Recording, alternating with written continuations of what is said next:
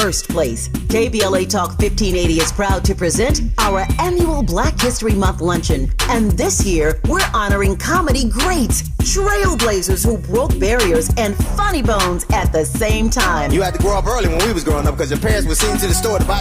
You was too young to buy. I want you to go to the store, get me a fifth of gin and a pack of cigarettes. Mama, I'm two. They ain't gonna let me have that. Here, take this note. You be a little boy walking down the street with liquor and cigarettes. And your neighbors be going, that's a good little boy right there. We need a little levity right about now. So we're rolling out the red carpet for comedy royalty. D.L. Hughley, Melanie Camacho, Earthquake, Lunel, Dion Cole, Martin Lawrence, and a surprise guest appearance. It's going up Thursday, February 26th in downtown LA at the Grammy Museum. An unforgettable afternoon of stories, celebration, and yes, plenty of laughs. Because let's be real, these legends don't just tell jokes. They have changed the game, opened doors, and made history while making us smile. You gotta go to child support court. You gotta get there real early in the morning. You see brothers going into court. You see them come out 3 hours later. I can't pay this. Let me talk to you, baby. Please, let me talk to the witness, Your Honor. Let me talk to the witness. Brother be working for 3 weeks, get his check is $43. This year, for the first time ever, we have set aside a limited number of individual tickets for the luncheon. They are going to go fast, and when they're gone, they're gone. So, if you want a single ticket, or if your company or organization wants to sponsor a table, move swiftly and get to KBLA1580.com right now. All these comedy giants in one room on one stage at the same time? Stop it! This event is going to sell out quicker than right now and sooner than at once. KBLA Talk 1580's annual Black History Month luncheon, Thursday, February 26th at the Grammy Museum. It's gonna be legendary, just like them. What's up? What's up? What's up? You got to laugh the pain away.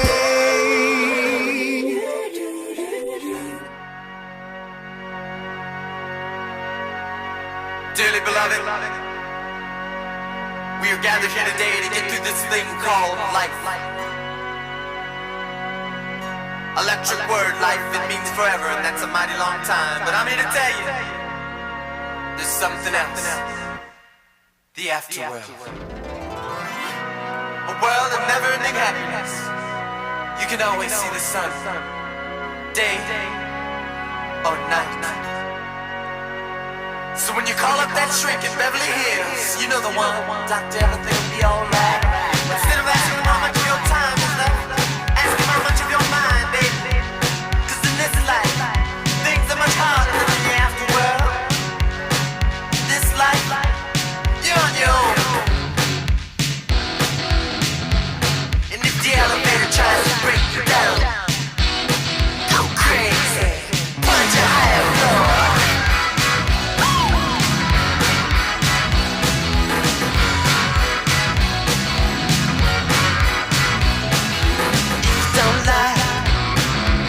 You're living in.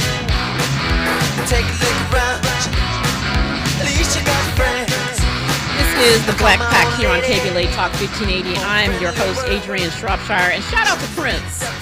Prince got a song for us to get through every moment of life, including the one that we are facing right now and the folks are facing in his hometown. We are continuing our conversation about the ice surge in Minnesota and the weaponization of the federal agencies against our communities and our families. And joining us now to talk about this and more is Dan McGrath, a longtime organizer and resident of St. Paul.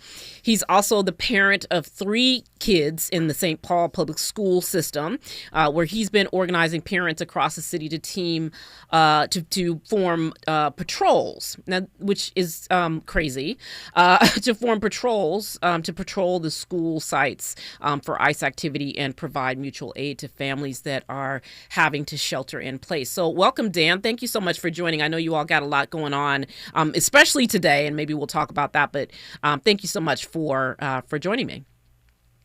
Yes, happy to join you. Good to be with you. So today in Minneapolis, there were massive protests and solidarity actions, including a protest at the Minneapolis airport, which is one of my favorite airports, I will say, where 600 clergy from across Minnesota and across the country stood in negative 30-degree temperatures to demand that ICE get out of Minnesota. I think 100 clergy were arrested in this peaceful protest. And Dan, I know that you were out with thousands of other Minnesotans at a huge protest downtown. It was a day of solidarity, a day calling for ICE calling for ICE to get out of Minnesota. And I think folks joined around the country in solidarity. So describe for our listeners, if you would, what it's like to be in the Twin Cities right now, and not just the sense of being under siege, which I know you all feel, and we've had folks on this show talk about that, but also the community and the solidarity that we can so clearly see from across the country. Yeah, thank you. And it's it really is, that feeling of being under siege and just feeling as though things just continually are. There's an escalation put upon us by the federal government, by ICE, day after day, week after week. So it feels like a lot has been, building to today, and I imagine that'll continue. What you see, is two very stark pictures. You see ICE and ICE agents and Border Patrol agents all over the Twin Cities, primarily in Minneapolis and St. Paul. I live in St. Paul. They're beginning to work in the suburban Twin Cities ring as well. And, a mile from my house to the west, there's a gas station where someone was abducted, put on the ground, abused, and then detained. A half mile from my house to the west, there's a daycare where ICE has been patrolling and looking to take parents as they're dropping off their children. So I think what is true if you're living in the Twin Cities now is you have had an experience or a proximate experience of ICE. They have been somewhere where you are, reports of ICE being at my children's school. So that is one piece of it. But I'll say the other piece is you see an incredible number of people in this community who are doing anything and everything they can to push back, and to push back thoughtfully and strategically. And it's really heartening. So as much as you might have ICE in the background, you drive by a school and you see parents wearing bright vests just looking out for kids, all kids, and it lifts your heart, Yeah. And we can see that, right? I think one of the stories that is the story that sort of comes out, and not just, folks protesting and pushing back against ICE and blowing their whistles when ICE is coming into neighborhoods, but also being there for their neighbors. I've seen the drives, right, for baby supplies and for food. And then today, just all of the people who were out. And I said that it was negative 30. It is hard. We were laughing earlier about, how we're struggling here in LA because it's probably going to be in the 50s tonight. and I will struggle. But I can't even imagine negative 30. But people are out. And I know that we've known each other for a long time. And even when I lived in New York, I'd be like, Dan, it's so cold in New York. And you'd be like, yeah, okay, talk to me. Come to Minnesota and tell me about cold. But people were out in that weather, right? People were out, the clergy being arrested. I would, I don't want to be too personal, but I really want to know how you prepare. I want to know how many layers you had on when you went out to protest today. It had to be 10.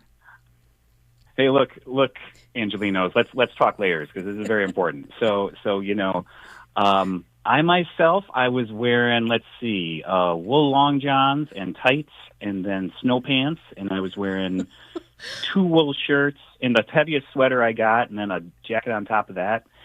And, mittens and hand warmers. And, here's the thing, you organize a protest in Minnesota, and I bet my family and I, we must have been offered hand warmers 6 different times by people today. Yeah. So the way you're handing out water, we're handing out hand warmers, right? And it's really, it was really a scene. You got to put it in context. There were more than 700 businesses closed today. Right. The schools closed today in Minneapolis and St. Paul. And I think it's important to say, like, a number of, including the teachers' unions in both cities, declared that they were going to not be going into work today. And I think that had a lot to do with schools being closed. Yeah. It is true that the weather is also like, a piece of that as well. But, it's really moving. And I think all of us, frankly, like one of the experiences I'm having as an organizer is people are just looking for something to do, how to stand up, what to do. And so today was that opportunity. And there were, my goodness, just downtown, and I was there with my family, and there are tens of thousands of people, and tens of thousands of people in minus 33 degree weather. If you raise the thermostat around here, 50 degrees, and it was just 20 degrees, right? I think I know. Yes, there would have been 50,000 people in the street. When we come forward, I want to talk about the work that you're doing organizing parents, because we have seen this sort of strategy almost, right, of federal law enforcement agencies of targeting children and targeting schools. And so I want to talk to you about what you all are doing, how you're pushing back against that. So more with Dan McGrath when we come forward. This is KBLA Talk 1580. You're part of the Black Pack with Adrianne Shropshire on KBLA Talk 1580.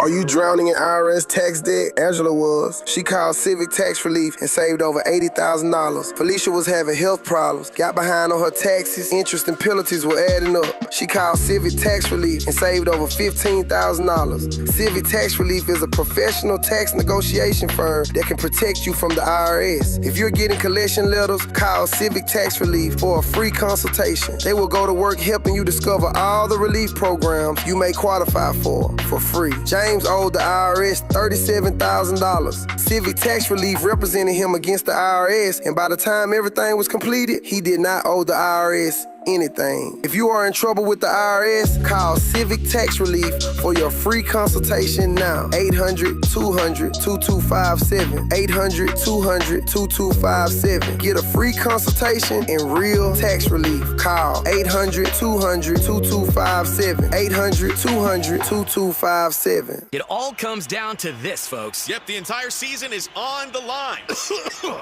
But my throat has officially thrown in the towel. Sounds like you need Vicks VapoCool drops. They're max strength and vaporize sore throat pain.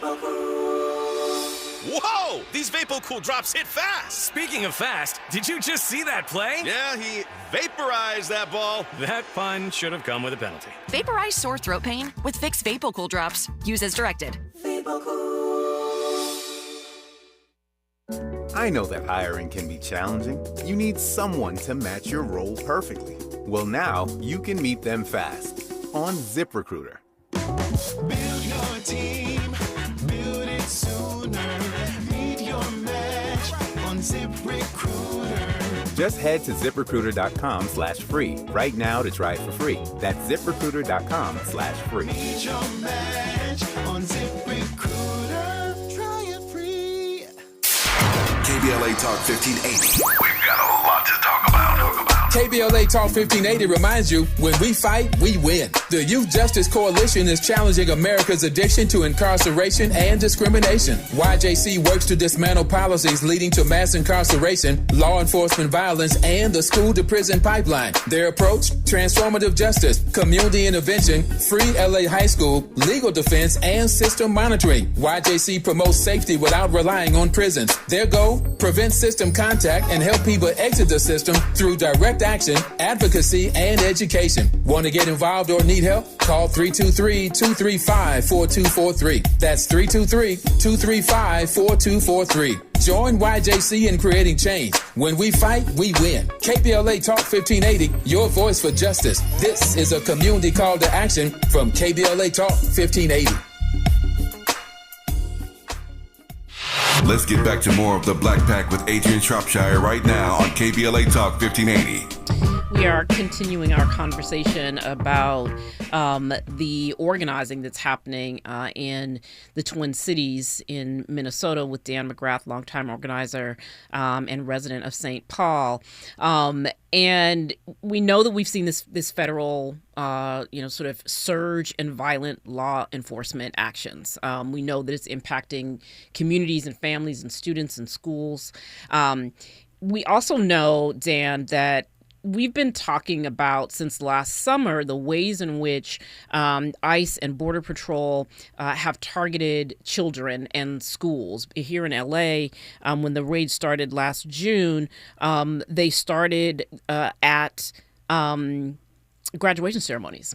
And not like staging ICE raids outside of graduation ceremonies, and not just high school graduation ceremonies, but like elementary school, preschool graduation ceremonies, knowing that families would be there to celebrate this important moment in their children's lives, and ICE would be waiting for them when they came out. And so we're also seeing that in Minneapolis and St. Paul, and I imagine in the suburbs as well. I mean, one of the things that I appreciate about having spent time doing organizing with you and being able to come to the Twin Cities is that I also recognize the names of cities outside of the Twin Cities and know that this is happening not just right in the metro area, but happening in the suburbs as well. But we saw today or this week a 5-year-old right being used as bait to lure his father out of the home, and then eventually having the 5-year-old being detained. As well as deported, or I'm sorry, not deported, but transferred to an ICE facility in Texas. And we've seen high school students being physically abused. So talk to us a little bit about the way in which parents are responding to this focus on schools and on children. Yeah, and that's exactly right. Any public space, but certainly spaces where our children are present, have been under siege. So, we are fortunate here that we have some strong educators, labor unions in Minneapolis and St. Paul, who over the course of years have been really working to build relationships with parents and really thinking about how to negotiate at the bargaining table for what's good for parents, for kids, and educators. And that's an important sort of backdrop to what we're seeing now, which is, I'm part of an effort with, more than 1,000 educators and parents who are building teams at every school site in the city of St. Paul. And, the objective is very simple. One is to be a public presence, especially at the start and the end of the school day, where we're patrolling and on the lookout for ICE activity. And, that is because we have seen ICE, yes, come right up to school property at times. Wow. And then the other piece is, there are so many children that are absent from school that are sheltering at home, and you have families that just need the basic necessities. They need help with rent, they need groceries, they need food. And so all of these school sites, educators and parents are collaborating to try to meet the needs of people in the community as best they can. So it's really heartening when you drive by a school in the morning, or you walk by a school in the morning, and you see a bunch of folks out there in their winter jackets and their winter hats and their boots, wearing a bright vest, whistle around their neck. Right. And I think the thing that I've learned is that it is one part to try to observe and be conscious of where ICE may be. The other piece is it is a moral support for both our students and for the people working in the building. They can't do it all. Educators can't do everything. What is the role we as parents can pick up and play in, and have community that we can do that? So it's heartening work. Yeah. And talk to us about the students. Right. What is happening with students right now, and how are they? You have 3 kids that have to engage. I know that some classes have been canceled in some cases. I know that sporting events or recreational sports clubs and leagues have been canceled also. But how is this impacting kids? I saw a story about some elementary school kids who built a snow wall and we're saying, well, we're building this so that ICE can't come and get our classmates, right? I mean, it's sad stuff. It's like heart-wrenching stuff. But how are your kids responding to this? How do they understand what's happening in this moment? Yeah, I mean, the lesson for any parent or just anyone who's around young people is they are watching. And they know and they hear what's going on. My daughter, who's a high school freshman, she was saying, "Oh yeah, we talk about ICE all the time." I'm talking about ICE in my. She's on the wrestling team chat, and my soccer team. Well, we got to chat. Oh yeah, people talk about ICE where they see ICE. So it's very present in kids' lives. Just that just threat of what might happen next. That sense of fear. And I have to say, like, one of the things that is really inspiring is last week, kids walked out. And so high school and middle school kids in St. Paul walked out of class, marched down to the state capitol building. I'll say just in my daughter's school, more than 900 kids participated, in a school of like 1,200. I mean, it was incredible. And they, happened to walk right down the street and right past my son's middle school. And picked up middle schoolers as they went. So we're also seeing kids organize, and we're seeing them, demonstrate their own leadership and their own sense of like outrage and just, what is just so profoundly immoral about what's happening. So as much as it weighs on students, we're also seeing them stand up, and it really, I think, helps put wind in the sails of adults who know they need to step up too. Yeah, I think it is. I saw someone on social media today saying that the way in this sort of siege of Minneapolis, right, the way in which this is clarifying, not just for adults, right, what needs to be done in this country, but it's also demonstrating for children, for young people, or clarifying for them what kind of country they don't want to have. That's right. Because this is also, we're talking about, the targets of these, illegal acts are their friends. Right. And their families. And we saw some of this, similarly, I think about, in 2020 and even before, when we were seeing the videotapes of, Black folks being killed by the police. And one of the things that when my kids were in high school at the time that became, sort of very clear is that their peers around them, Black, brown and white, were so impacted by this that they were going home and having conversations with their families about why this was so wrong, right? And it sort of created this sense of amongst, a generation of kids that you can't have this kind of open violence and hostility against people because of their race, right? And that then impacted their parents, right? Who were, I remember doing the protests of 2020 thinking like, these are suburban white moms holding their own protests, right? Like on their block. And this feels like, and then a lot of that was happening, obviously, in Minneapolis and in St. Paul. And this feels like a similar moment. Yeah, it does. And I'd say two things about that. One is, look, if you are a middle-class white parent in the city of St. Paul and you've got some privilege that comes with your race and your class, now's the time to use it, right? Now's the time to, make yourself seen and ask what can be done and go do it. Mm-hmm. And I think you're seeing a lot of people engage because you're really right? This is such a clarifying moment. For a lot of people, what Donald Trump is doing, it's a lot of noise. It can maybe feel abstract. Yeah. This is very plain, right? This is the kid in your classroom. This is the family down the block, right. And people who I think don't typically think of themselves as political right. are very engaged in this. And I'll just add to that, I was in a conversation, I am connected with a number of folks in rural communities in Minnesota, and I was in a conversation earlier today.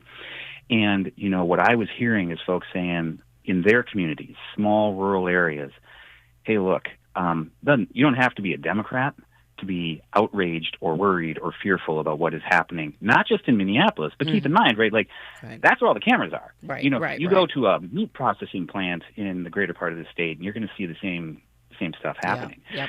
So it's a moral moment, right? It's clarifying, and as organizers, we got to both respond not just to the immediate moment, but I think also be conscious of like how are we trying to build durable relationships, right, that can actually try to like turn the tide and knit our communities tighter together. Yeah. Well, and I think that the relationships and the infrastructure that has been built over decades in Minnesota and in the Twin Cities is really showing up right now.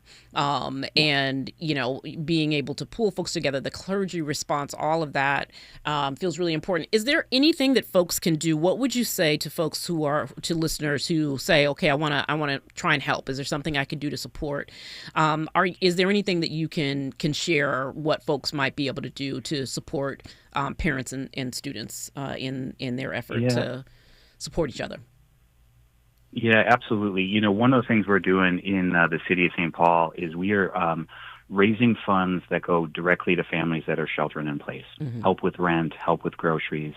And I can share the fundraising link for that. But I think if you even just Google support our St. Paul Public Schools community, you'll probably get that to pop up. And that is a way that people can support work and the people who are feeling the brunt of this. And I'd say, hey, any of you know anyone in the Twin Cities, you give them a call and you ask them what they're doing, and ask them to get engaged, because we just need to keep pulling people out of the woodwork to be part of standing up and not just bearing witness, but you know, pushing back in a way that's appropriate. Yeah, I think that, you know, I was saying earlier in the show that each place that this attack on you know, communities happens, there's an escalation in the tactics, and so we saw them grow from here in LA to Chicago to DC to Minneapolis and St. Paul, and so they're getting more intense and more violent, but the response is equally so. The people standing up and saying, no, we won't tolerate this, and we won't let you take our neighbors, but we also won't let you lie and say that this is about immigration, because it is not. So I want to say thank you so much again for joining, Dan. I appreciate all the work that you all are doing, and I know it's hard, and I know it's cold, but we are watching, and I know that everyone wants to be in support in whatever way. So thanks for that resource also, and we'll, if it's okay, we'll just keep track with you to see how things are going, and if there are any more needs that you all have that we can help with from LA. Yeah, appreciate you looking out for us. So thank you. Yeah, of course. When we come forward, Noah Chong is going to join us again, and we'll break down some more of this. This is the Black Pack here on KBLA. More of the Black Pack with Adrianne Shropshire on KBLA Talk 1580 when we come forward.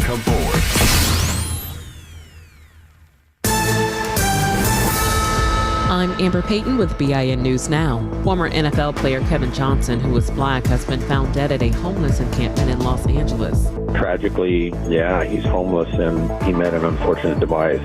Authorities say the 55-year-old was stabbed and no arrests have been made. Johnson, a Los Angeles native, played for the Philadelphia Eagles and Oakland Raiders in the mid-1990s. Florida's black Democratic lawmakers are condemning Attorney General James Uffmeyer for refusing to enforce more than 80 laws he claims are race-based. They call the move a threat to civil rights protections, and some are urging Governor Ron DeSantis to remove him, arguing the laws are safeguards, not preferences for equal opportunity. And Eatonville, Florida residents are being asked to help shape the future of the historic former Hungerford school site. Dr. Phillips Charities now owns the property, which once served black students during segregation. Get BIN News Now on demand 24/7 on the iHeartRadio app.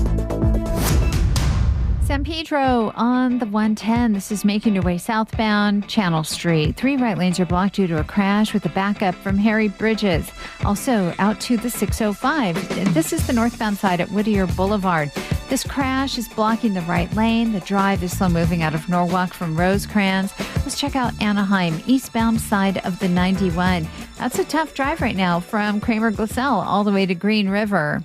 The Crohn's and Colitis Foundation has been at the forefront of inflammatory bowel disease research and care for over 50 years. Learn more about research, education, and support at Crohn'sColidusFoundation.org. This is the KBLA Sports Minute with Ray Richardson. Rams quarterback Matthew Stafford did not throw a touchdown pass in last Sunday's playoff win at Chicago. The Rams know that cannot happen in Sunday's NFC Championship game at Seattle. Look for the Rams to crank up their passing attack early to help Stafford find a receiver in the end zone as soon as possible. 3:30 kickoff on Fox. The winner goes to the Super Bowl. The Lakers are facing a tough stretch on their schedule. Starting tomorrow in Dallas, their next 6 games are on the road in the Midwest or Eastern time zone. The Lakers are 6th in the Western Conference, but they've lost 6 of their last 10 games. Tonight at 6, we've got your Friday night sports fix, out of bounds and prime time. Join me and my co-host Neil Scarborough for 60 minutes of sports chatter with some black folks flavor. You can be a part of the conversation at 1-800-920-1580. No debates, no speculation, just the info you need. That's your KBLA Sports Minute. I'm Ray Richardson. More news, opinions, and conversation when we come forward on KBLA Talk 1580. Hey, KBLA delegation, you know what's better than laughing? Laughing while celebrating the legends who made us laugh in the first place. KBLA Talk 1580 is proud to present our annual Black History Month luncheon. And this year, we're honoring comedy greats, trailblazers who broke barriers, and funny bones at the same time. You had to grow up early when we was growing up because your parents were seen to the store to buy. You was too young to buy. I want you to go to the store, get me a fifth of gin and a pack of cigarettes. Mama, I'm 2, they ain't gonna let me have that. Here, take this note. You be a little boy walking down the street with liquor and cigarettes. And your neighbors be going, that's a good little boy right there. We need a little levity right about now. So we're rolling out the red carpet for comedy royalty. D.L. Hughley, Melanie Camacho, Earthquake, Lunel, Dion Cole, Martin Lawrence, and a surprise guest appearance. It's going up Thursday, February 26th in downtown LA at the Grammy Museum. An unforgettable afternoon of stories, celebration, and yes, plenty of laughs. Because let's be real, these legends don't just tell jokes. They have changed the game, opened doors, and made history while making us smile. You gotta go to child support court. You gotta get there real early in the morning. You see brothers going into court. You see them come out 3 hours later. I can't pay this. Let me talk to you, baby. Please, let me talk to the witness, Your Honor. Let me talk to the witness. Brother be working for 3 weeks, get his check is $43. This year, for the first time ever, we have set aside a limited number of individual tickets for the luncheon. They are going to go fast, and when they're gone, they're gone. So, if you want a single ticket, or if your company or organization wants to sponsor a table, move swiftly and get to KBLA1580.com right now. All these comedy giants in one room, on one stage, at the same time? Stop it! This event is going to sell out quicker than right now and sooner than at once. KBLA Talk 1580's annual Black History Month luncheon, Thursday, February 26th at the Grammy Museum. It's gonna be legendary, just like them. What's up? What's up? What's up? You got to laugh the pain away. KBLA Talk 1580. We've got a lot to talk about.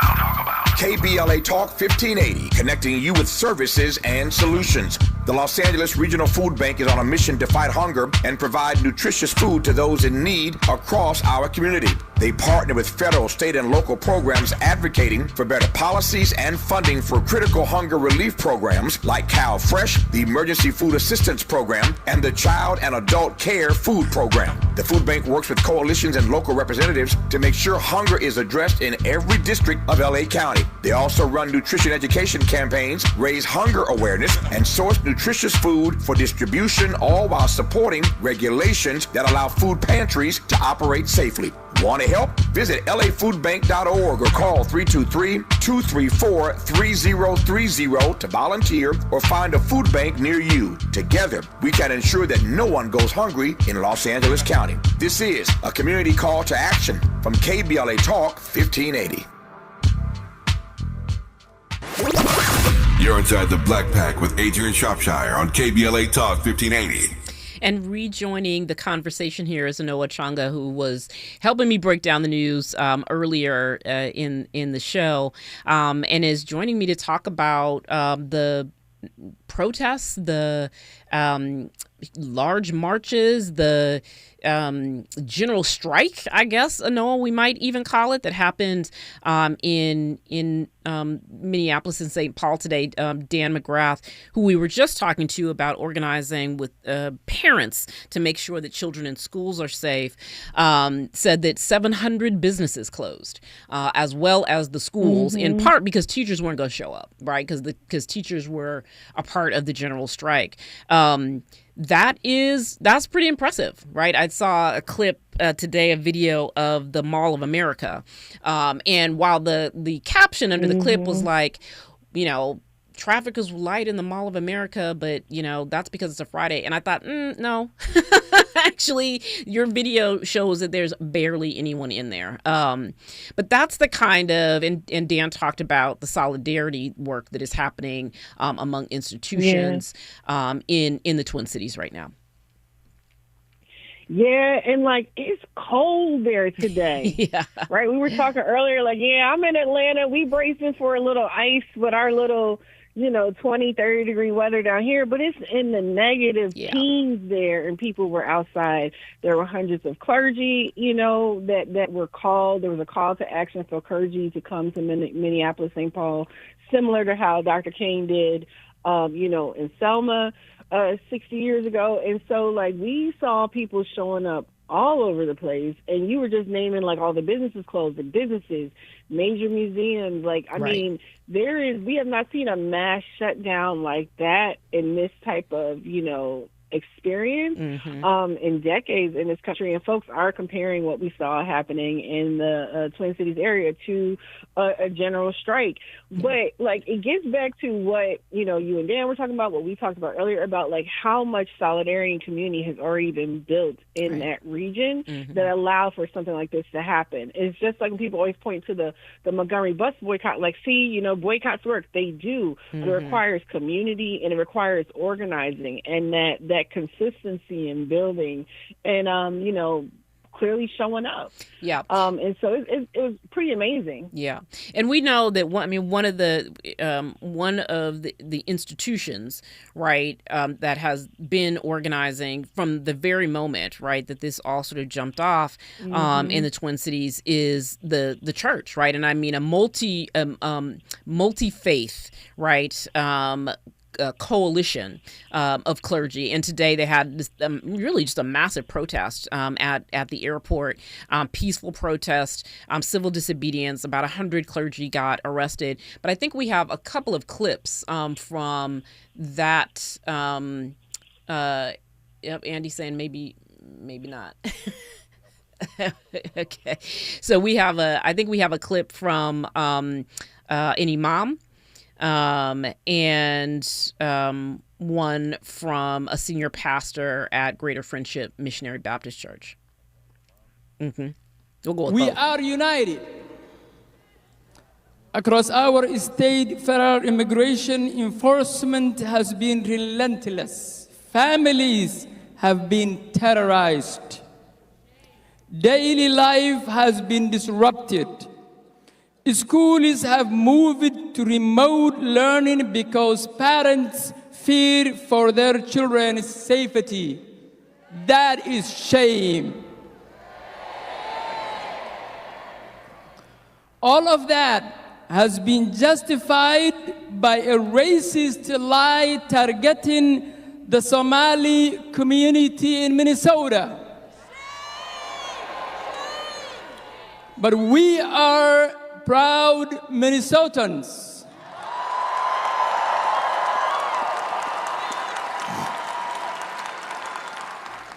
And this reckless operation, known as Operation Metro Surge, led to the killing of our neighbor, Renee Good, who was a mother and a beloved neighbor. And before her body was even cold, the federal government labeled her as a terrorist. Shame. That is not justice or accountability, but a violation of human dignity. We can walk confidently in that, knowing that God has already given us the victory. And that is why today is a day of prayer and fasting and truth and freedom, because truth matters. And the truth is that God is always on the side of the vulnerable over the empire. And we are making it clear today what side we are on. The side of love and joy and peace and faithfulness and gentleness and kindness and patience and self-control and what is right in the eyesight of our Almighty God. Because I want to tell you today that we are on the winning side today in the face of darkness. And in the midst of being enslaved, in the midst of being beaten and murdered and imprisoned and marginalized, I hear the songs of my forefathers not waiting for victory to show up, but boldly claiming what God already has given to them. So the pastors, Anoa, the imams, the rabbis were out very clearly trying to define this moral moment, right? And trying to say to people what the Pastor Russell just said, which is we already know the outcome, and the outcome is that we win, right? And so this just feels like, as you said, one of those moments, like this is a really, we will look back on history, right? We will look back on history when this is all done and behind us. And this kind of siege of Minneapolis will absolutely be a critical moment, right, in the history of America, and obviously preceded by, the siege of Chicago and on. But this is a really clarifying moment, and I think that's, part of what the clergy organizing is trying to say, that we are in a moment of moral crisis, and we will find our way out of it, but not without organizing. Yeah, I mean, also just seeing the clergy showing up in this way too, right? I think it also serves as a good rebuttal and really firm stance against what we're seeing coming out of the Trump administration with this very white Christian, nationalist, fundamentalist Christianity, vision of what is religious, what is protected, right? And so we're seeing, the standing shoulder to shoulder. We've seen the demonization of Muslims. We're seeing resurging, anti-Semitism. And so to see all these different faith leaders, all different religious, all different racial backgrounds and ethnic backgrounds coming together, standing very firm with that clarity, like you said, I think that sends also another powerful image. And again, it's so cold. Yeah. You have to be a very brave and committed person to be out in the super, super cold like this. Minus 33, Dan said. Cold. That is cold. Yeah. I grew up in Chicago, and Chicago was not even that cold. Right. So, but I think that it's so the point that you're making is such a good one in terms of having this pushback from clergy, not just in this moment where moral clarity is needed, right? And that how we understand this moment needs to be laid out very plainly for folks, right? There is this side of the line and there is that side of the line, right? And decide which one you're going to be on. But also because it does push back against white Christian nationalism, right? It pushes back against the folks that, John Fugel was saying when he was on the show that, again, talk about God, talk about Jesus, but operate in complete opposition to the teachings of Christ. And so this sort of united front, right, of clergy saying, you do not speak for the people, right? You do not speak for the people. In fact, you speak in opposition to them. So I want to talk, continue to talk a little bit about the other folks, right? The other entities that came together, the other organized forces that came together to make today possible in Minneapolis. When we come forward, we're going to continue that with Anoa Changa. This is KBLA Talk 1580. You're part of the Black Pack with Adrianne Shropshire on KBLA Talk 1580.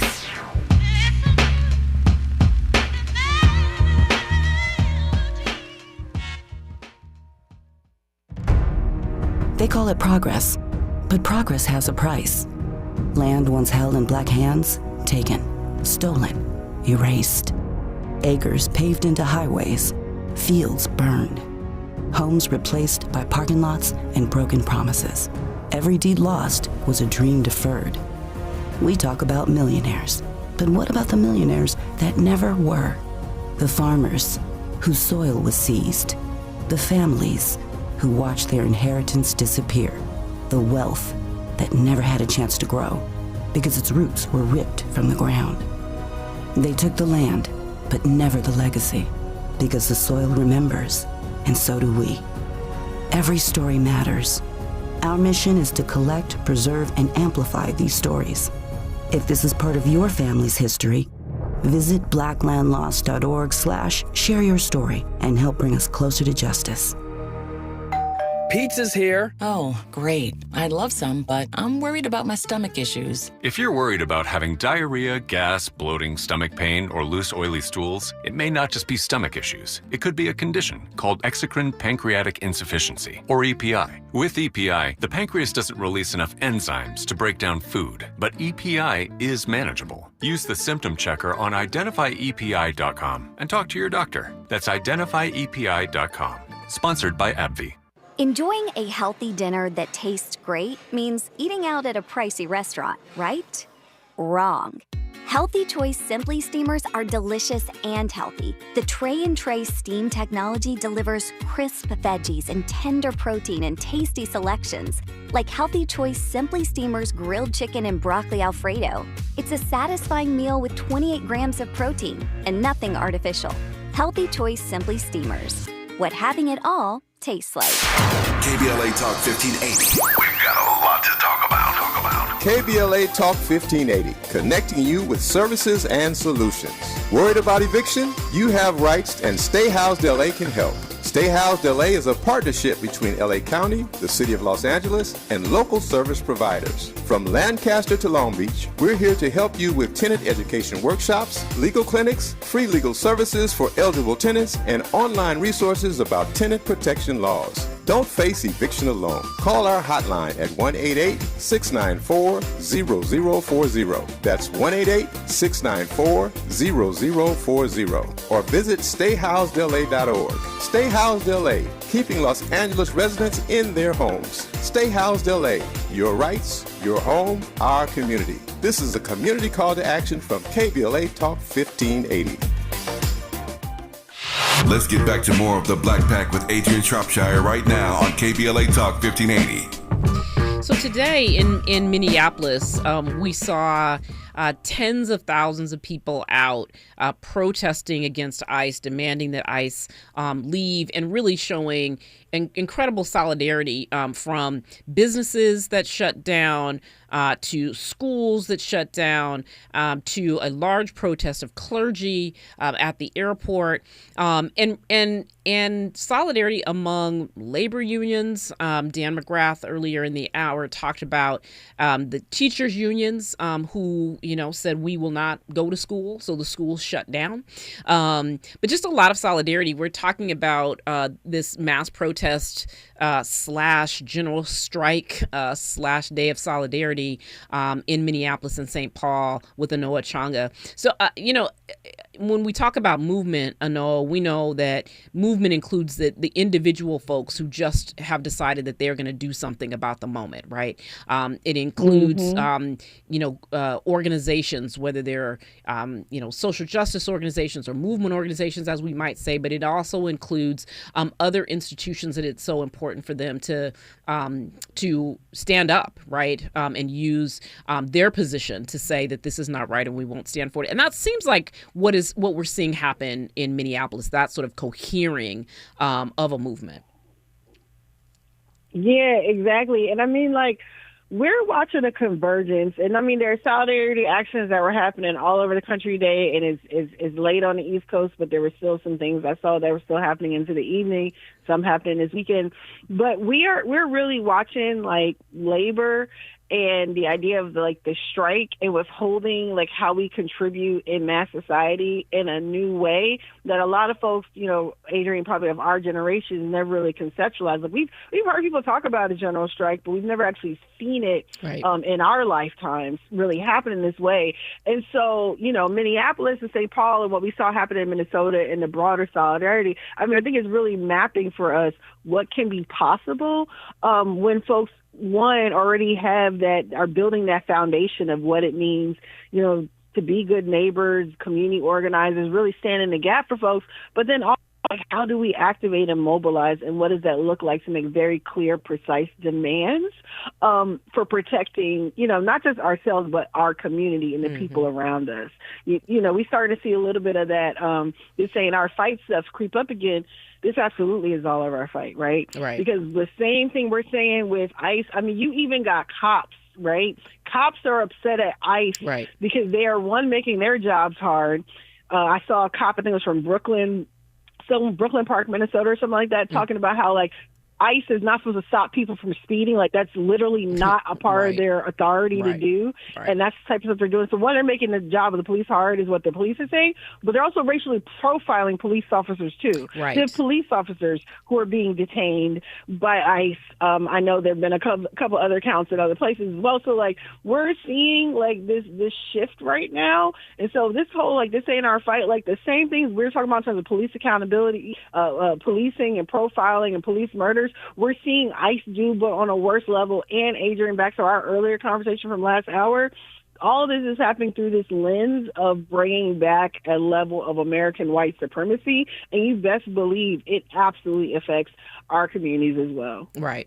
And one of the other sort of organized entities that has been really at the forefront of the work that's happening in Minneapolis and St. Paul is organized labor, right? It's labor unions. And we know that they were out today as well, making sure that their members were there and bringing them out, even members who may not have been, community activists before. They might have been, labor activists, not necessarily community activists, but making sure that those members are involved. And so I think, Andy, we have a couple of clips from labor leaders from around who were out talking about why this moment is so important.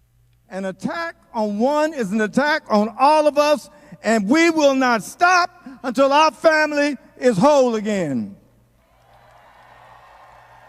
Know that CWA stands in solidarity with you, with workers, and with those who share our values. We stand in defiance of a wannabe dictator, and we will rise against the corporations and Trump's billionaire buddies quietly funding his campaign to shred the Constitution.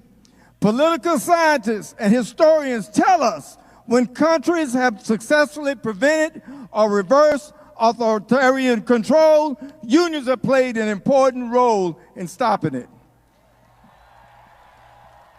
How do we do that?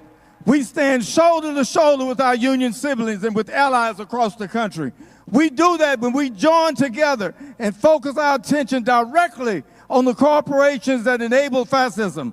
Our unity across communities, organizations, and unions is our power. And whatever we do, we must do it together. Listen, we're in the same boat. And while none of us asked to be here, I can tell you about the looks on your faces and the organizing already happening here, that we will rise to this moment. History is calling on each of us to play our part for the future. What we are seeing from this federal government is not about safety. It's not about law and order. It's about power. In Minnesota, you all know the truth about power, and you know the truth about Philando Castile.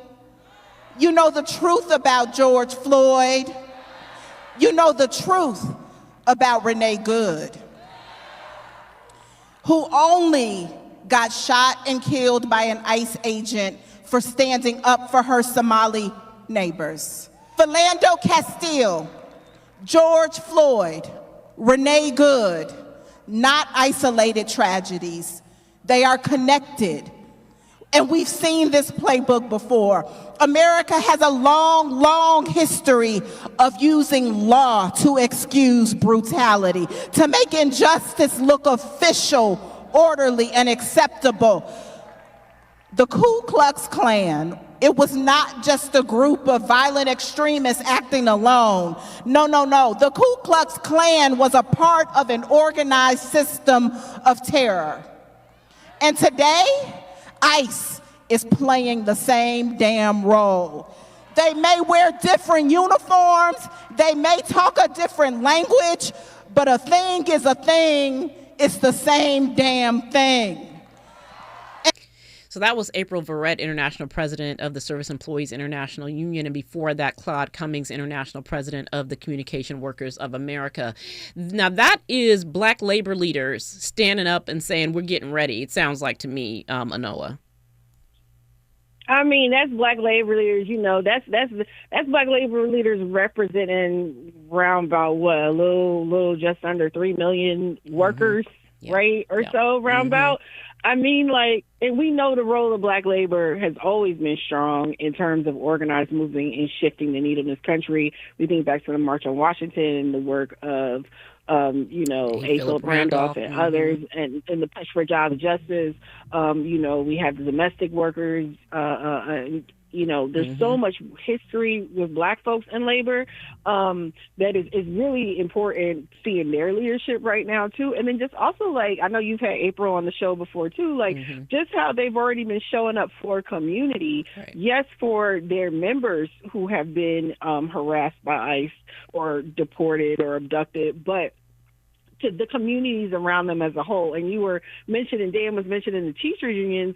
The teachers unions have also been really formidable in terms of bridging the gap between what's happening in the classrooms and just protecting kids and their families in general. That they've been putting out, know your rights guides and things of that nature to help families understand we're here, but also this is what, we should be done right now in this moment. So it's really serious, but we have some good examples of leadership happening right now too. Yeah, and Dan used the word heartening. He said that that what he saw today was heartening, and I know that everyone is paying attention to whether ICE is escalating in their communities, in their neighborhoods, in their city, paying attention obviously to what's happening in Minneapolis and in St. Paul and across greater Minneapolis, but it does, or Minnesota, it does feel like we should be paying close attention, not just to the brutality of the federal government, but to the movement that is emerging. Watch what's happening, right? Americans are responding in the way that they always have when this country is in crisis in this way. So pay attention to that. I want to thank you, Anoa, for coming on and joining me for almost the entire show. I appreciate you. And I want to thank everyone else for joining on this Friday. Hope that folks have a good weekend. I know that I will be watching the game. I know that Ray Richards is probably about to come on here and talk about the Rams, but I'm gonna talk about the Seahawks. And Andy, I'm gonna get you a Seahawks jersey for when they win. Wrap up the show on Sunday. Wrap up the show. LA saying. gang, you already know what it is. All right. Well, thank you all for joining me. Hope you all enjoy your weekend. This is the Black Pack. We will be here next Friday from 4 to 6 p.m. KBLA 1580 Santa Monica. I'm Amber Payton with BIN News Now. The Trump administration is dropping its appeal of a court order blocking a plan to pull school funding over DEI policies. The case brought by the American Federation of Teachers challenged education department letters that warned schools against using race and